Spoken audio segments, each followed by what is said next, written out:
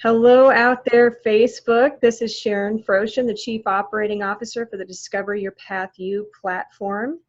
This is the first of many DYPU connection sessions, and with me today I have the illustrious and actually, if you ask me, prolific coach, Dave Gieselman, who is also, drumroll please, a martial arts competitor, a professional chef, a completely busy AA sponsor, and a partner to tomorrow's guest, Amy Evans, who is just an absolutely fantastic woman. So Dave, if you would like to take a moment and share with us who you are and what you do and let our audience know exactly what they're here to learn from you, that would be fantastic.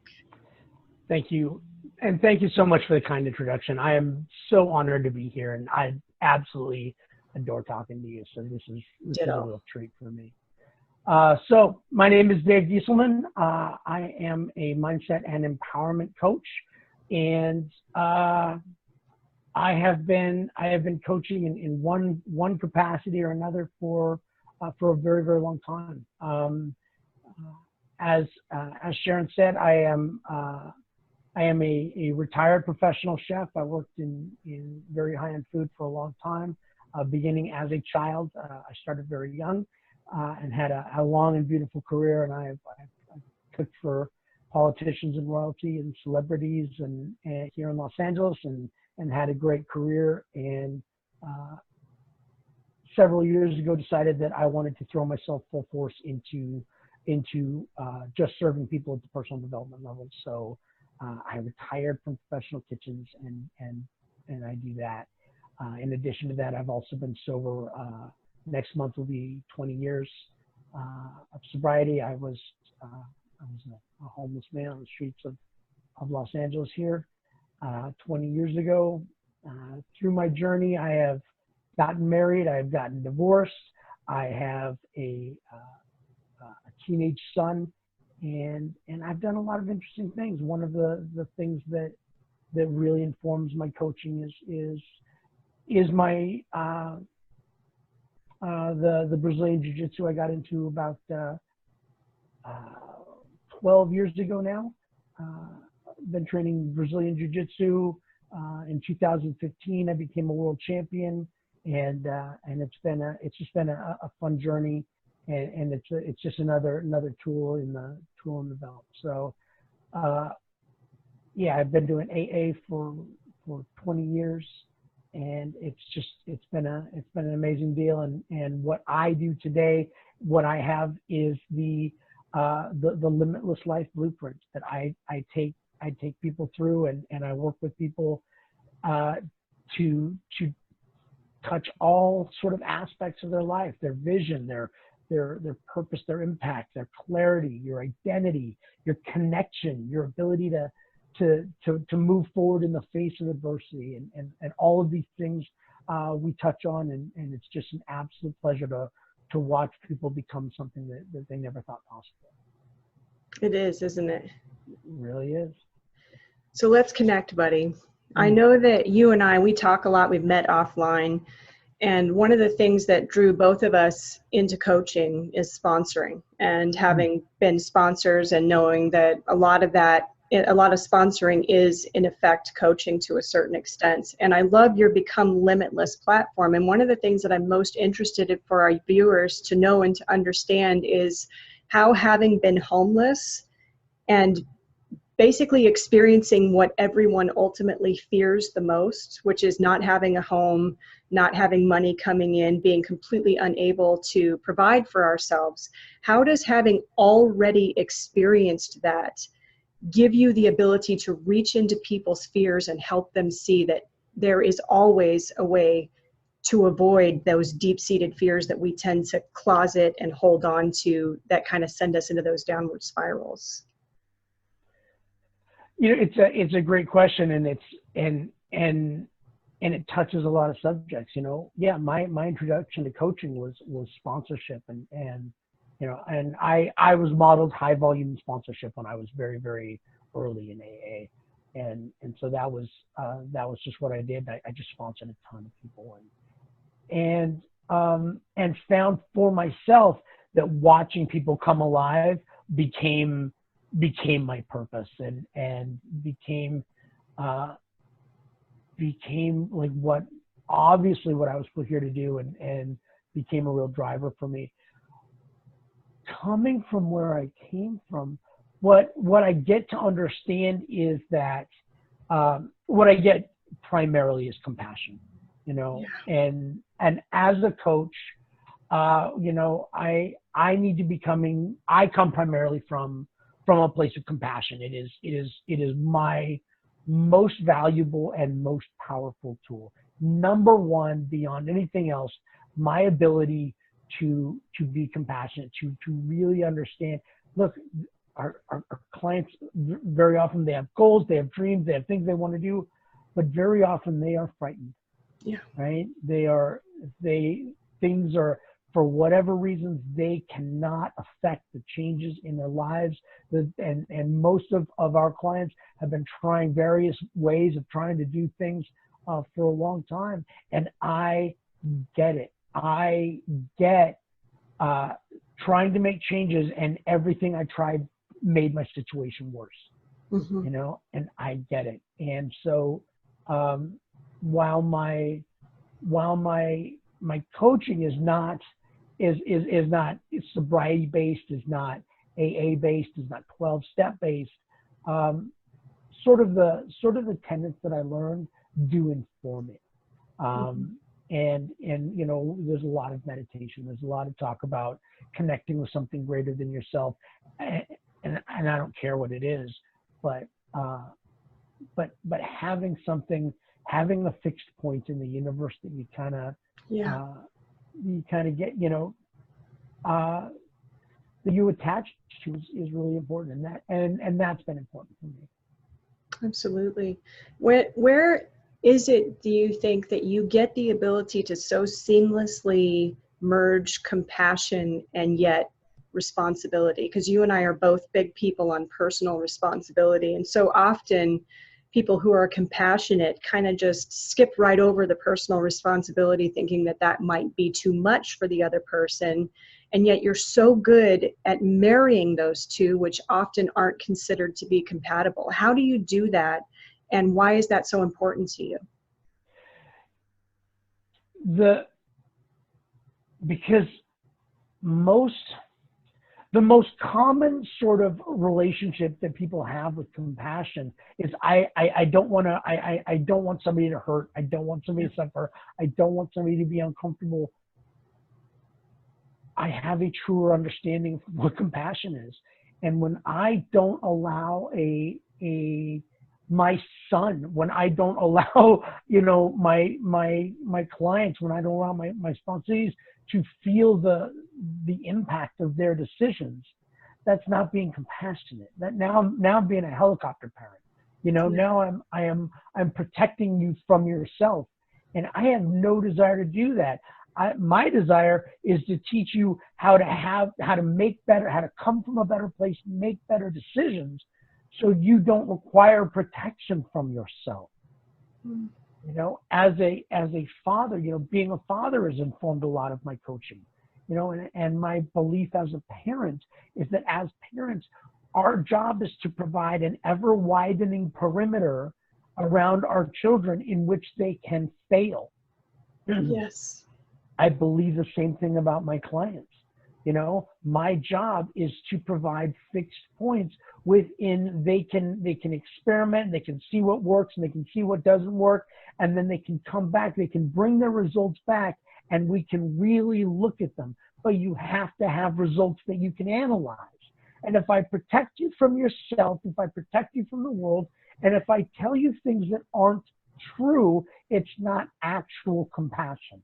I understand where you come from, and I'm not going to lie to you. I promise I'm going to tell you the truth, and I promise that sometimes it's going to be uncomfortable, but you can always bet it's going to be the truth. And that's the most compassionate thing. That is, I'm not lying so you don't have to feel uncomfortable. I'm not soft patting it. I'm not soft touching you. I don't pull punches.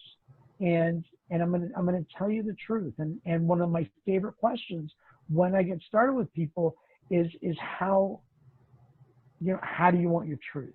Do you want it sugar coated, or do you want it just straight up? And everybody has their own thing, right? I want my truth straight up. But if I'm hurting, right? If I'm in a real tough spot, and I'm in a lot of pain, yeah, I want the truth. But don't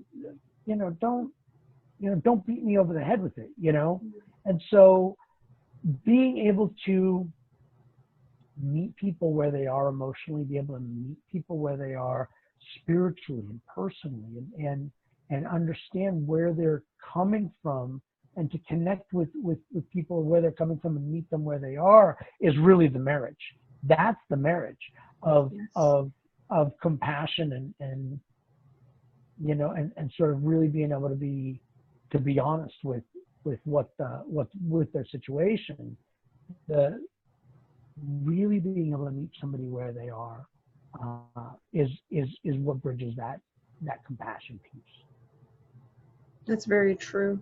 That's very, very true. So right before we started this, we were talking about how you have begun exploring a path where if you have clients that have a treatment team already existing, that you are beginning to ask to be included in that treatment team, whether it be allopathic medicine or Eastern medicine, whatever other treatment team it is that they have, you're asking for a seat at the table with that treatment team and your clients. How has that worked for you, and what are you finding most beneficial from that approach? You know what? It's been brilliant. Sounds like it, I got to be honest.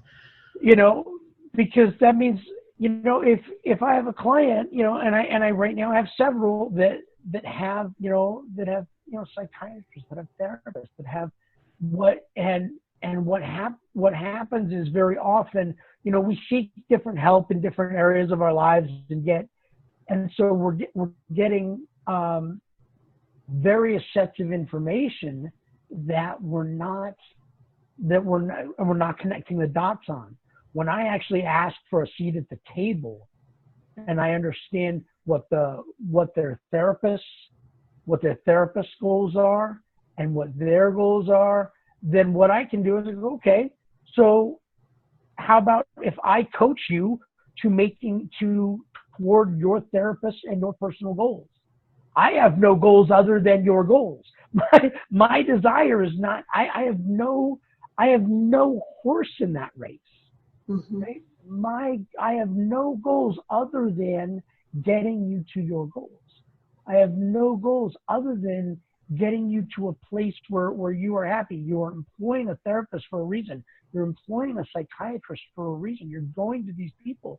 And if I have a strong understanding and I can talk to them and just, like I said, have a seat at that table. Look, I'm not the primary.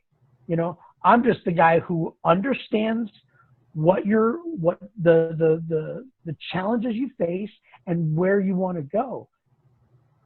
As a coach, those are like the most primary pieces of information I need in order to serve you most powerfully.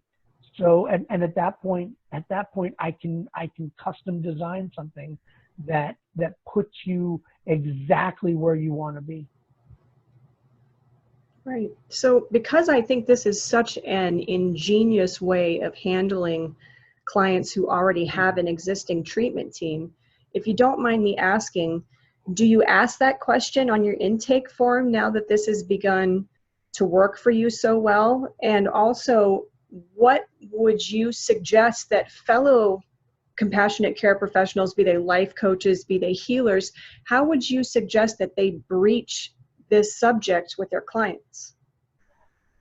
You know what, just ask the question. When I'm in that initial conversation, when I'm in that possibility call, I'm asking the question, what else do you have going on? What's working for you? What's not working for you? What other modalities, what other information do you have coming in, right? That I am, I'm going to have to jigsaw myself around, if we're not talking.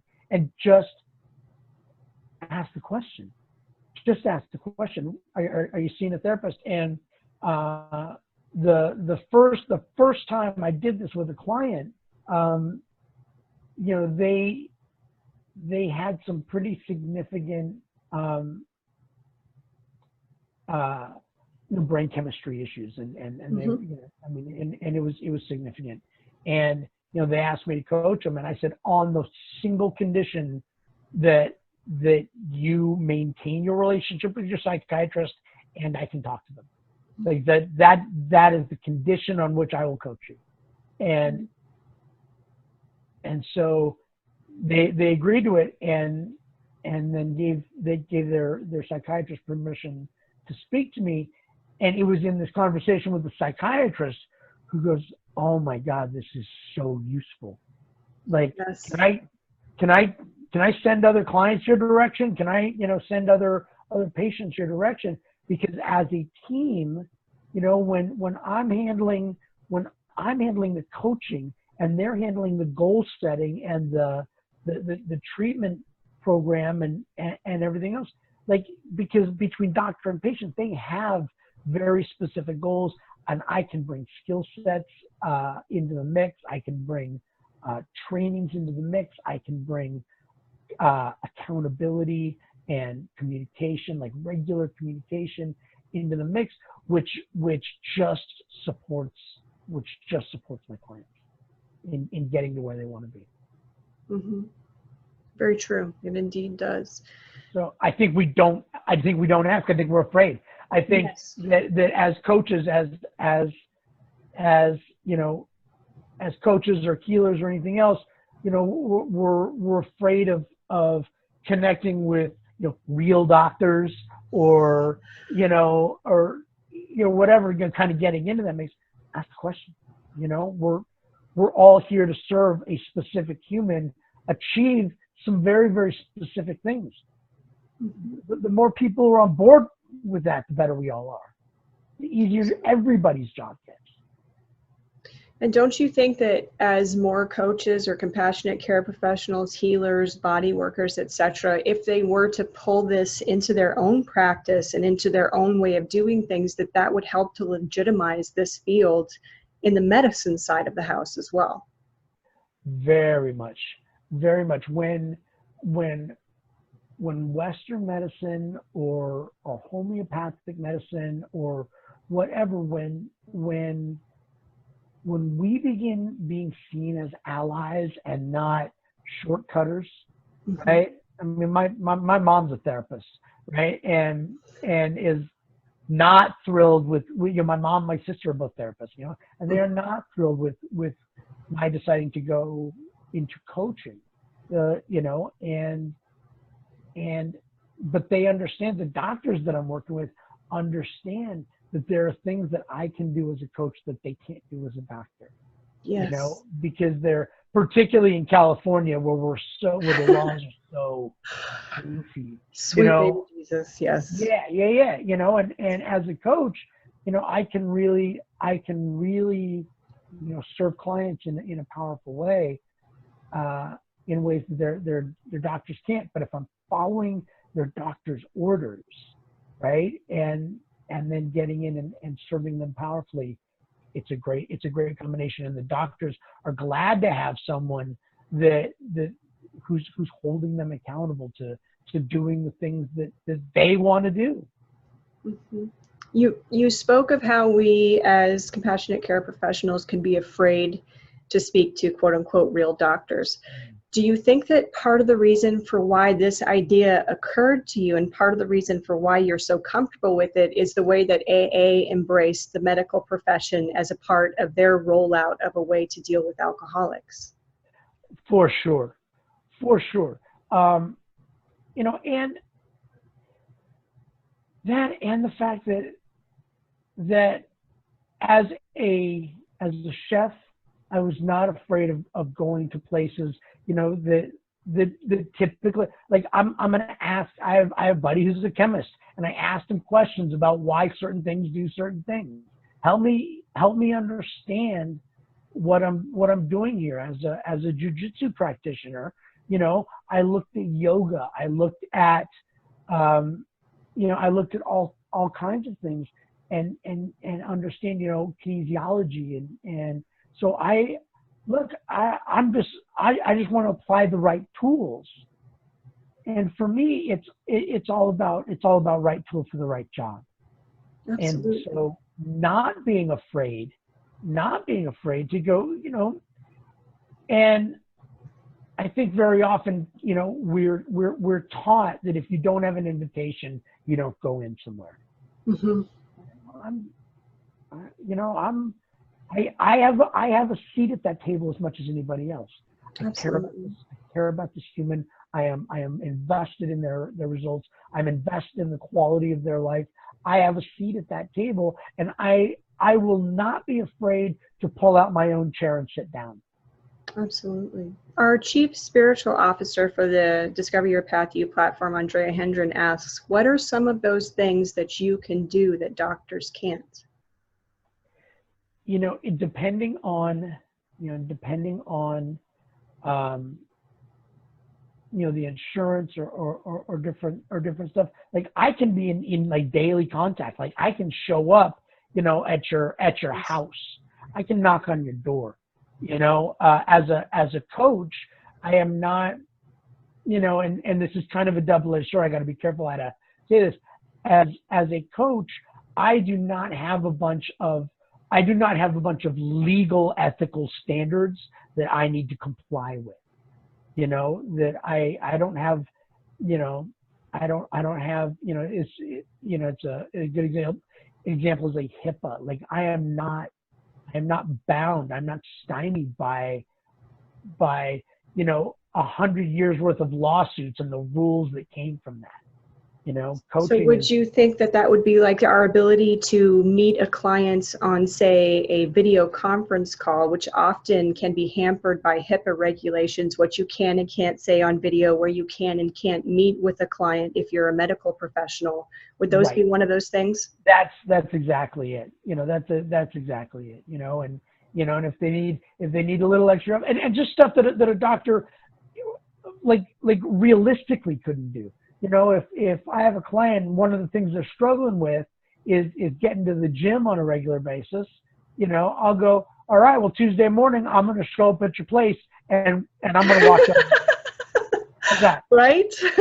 I'm going to walk you all the way in and I'll be there when you get out, and I want to see what you did. I'm not your personal trainer. You have a gym for that. But what I can do is I can show up, I can knock on your door, right? And while it wouldn't be unethical for a psychiatrist to do that, they're not doing that. So what I hear you say is that you're bringing in more of that accountability than a doctor does. Not that a doctor doesn't want to bring in accountability, but that it's much harder, again, with HIPAA regulations and all of the medical malpractice that just the medical profession is just swimming in, that a coach has the ability to make a client more accountable in a way that a doctor might not have the time or the ability to do. That's exactly it. So how do you use that with your clients how do you use that to the best of your advantage, your ability as a coach to bring accountability in with the client where perhaps allopathic medicine might not be able to do that? I mean, obviously the walking them to the gym, but say if somebody's struggling with substance abuse, how would you bring that accountability in a way that, say, an addiction therapist couldn't? You know what? To be 100% transparent, I don't know yet. I have my first few clients, and that I'm talking to their physicians, and it is kind of a work in progress, and I love it. It's the doctors who've really gone, oh, this is amazing. And weren't doctors the same? They did that same thing with AA, remember? Yeah. Oh yeah. They go, I got doctors going, oh my God, I got ground level support. Awesome. Yeah. And that, and that's what it is. I mean, doctors have a 30,000 foot view, but they have a 30,000 foot view of all of their clients, and who come to them and all that. I have a more ground level access to these same people and have a and it just have a different, it's a different, the relationship is different. The nature of the relationship is different. So say another coach has a client come to them who's actively seeing a primary care physician and they're struggling with their weight and their eating habits. As we know, doctors often treat conditions that are almost exclusively lifestyle created. Mm-hmm. How would you recommend for that coach to begin to bring more accountability in with their clients in a way that a doctor really, their hands are tied and they can't? Right. Well, you can, as a coach, I can sit down with a client and really design, eating or nutrition patterns and nutrition models that they can solve and get back to me every day. Text me your, log your food, and we can start with there are no restrictions. Do anything you want. My only request is every bite you like. You tell me everything you ate, and let's start there. And we can begin at a very different place. We can begin at a very different at a more intimate level of accountability and an intimate level of care. When I have a client and they need real high touch engagement at the beginning, you can have it because I'm not dealing with an insurance company. You can have high touch engagement, right? If those first couple of months, it needs to be, daily check-ins and whatever, and a couple extra phone calls. That's what it is. I'm a coach. You're not buying my time. You are not investing in my time. You are investing in your results, and I will do whatever is necessary to help you get your results. Doctors just can't do that. But having a doctor with a plan who goes, if we could get them doing this and this and this and this on a regular basis, and I'm going, great. Yeah. Okay? So now I sit down with a client and I go, okay, your doctor says we need to get you doing this and this and this and this on a regular basis. Are you on board with that? And then we can reverse engineer. Okay, so here's how we're going to do that. And here's what you're going to be accountable to do, and here's what I'm going to be accountable to do. And here's how I'm going to show up, and here's how you're going to show up. And then we're going to bring these results to your doctor where he can reevaluate what you need, where you're going, and whether this is what we're doing is being effective. Awesome. Well, Dave, believe it or not, we have already burned through our 30 minutes. It feels like we just started talking. I just want to stress to any coaches out there that are watching this right now, so often allopathic and homeopathic medicine fight, and they aren't as complementary to each other as they could be, and sometimes by design. And since life coaching tends to come almost exclusively from the homeopathic side of the house, if you have questions about how Dave is pioneering this, if you'd like to continue this conversation with him, if you have a client that you'd like to recommend to him because he seems like he might have this more under control than you do at the moment, or if you'd like to get coaching from him on how can I pull this together, how can I get over my fear of asking for that seat at the table, especially with your clients that have Western medicine medical issues, please reach out to him and talk to him. All of his contact information is in this live for you. In addition, we will be posting all of these interviews. They're 5 days a week, Monday through Friday at 1 p.m. Eastern on our YouTube channel, which will also have all of his contact information. The main reason that DiscoverYourPathU is doing this is because we believe that every life can teach, and we want to start getting coaches and compassionate care professionals to network and to learn from each other and to bring life coaching up to a whole new level of performance. So Dave, thank you so much for being with me today. You're one of my favorite dudes on the planet. I'm so excited that I got to start this series off with you. Is there anything else that you'd like to share with our viewers before we go? No, that's, you know what, yeah. I just want to make a real strong stand for you, for the viewers, for the other coaches, for people looking for you know, this type of support in their life. And I really want to make a stand for the fact that you deserve it, the fact that you are worth it, the fact that the life that you want is absolutely available. And I don't care what you've tried before. I don't care what your failures in the past have looked like. The life that you want is available to you. I take a really strong stand for that. I take a really strong stand for that in my clients. And I absolutely refuse to believe that you can't have the life that you want, and I will help you get there. Well, Dave, that is an awesome way to close our first interview. Thank you so much. Thank you to all the viewers who watched with us today. Becky, Amy, Monique, and Andrea, we sincerely appreciate, and Beth, we sincerely appreciate you being there and showing up with us, and we will see you tomorrow at 1 p.m. Eastern. Mwah. Yeah. Bye, guys.